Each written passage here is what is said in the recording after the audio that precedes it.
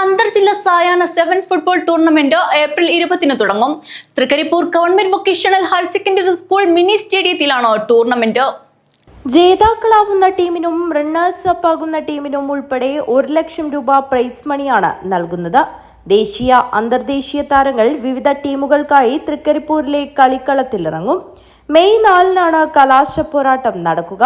AFC Beericheri, Udinoor central unity, Thrikaripur Hitachi FC, Koyyonkara red force, silver star Maithani, selected Valiyaparamba, Ramanthali Musafir FC, EFA Kalikkadavu, Thrikaripur town FC, Payyanur town team, great Kavvayi, Parassini brothers, Mottammal brothers, Thrikaripur പെൻഡ് international തുടങ്ങിയ ടീമുകളാണ് സായാഹ്ന സെവൻസിൽ മാറ്റുരയ്ക്കാനെത്തുന്നത്. Football tournament വിളംബരപ്പെടുത്തി April 19 Thrikaripur ടൗണിൽ വിളംബര ഘോഷയാത്ര നടക്കുമെന്ന് ഭാരവാഹികൾ പറഞ്ഞു. നമ്മുടെ മൂന്നാമത്തെ ഈവനിങ് സെവൻസ് ആണ് ഇവിടെ ഗവൺമെന്റ് സ്കൂൾ ടൗണിൽ വെച്ച് നടക്കുന്നത്. 2019 നമ്മൾ രണ്ടാമത്തെ സീസൺ കളി നടന്നത്.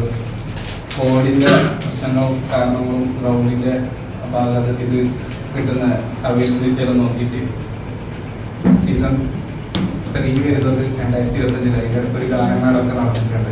Club president Niyas Amna, secretary T Muhammad, Jadeer, treasurer AP Musammil, tournament coordinator NAV Jasim, NP Abdulla, M Shaheer എന്നിവർ പങ്കെടുത്തു.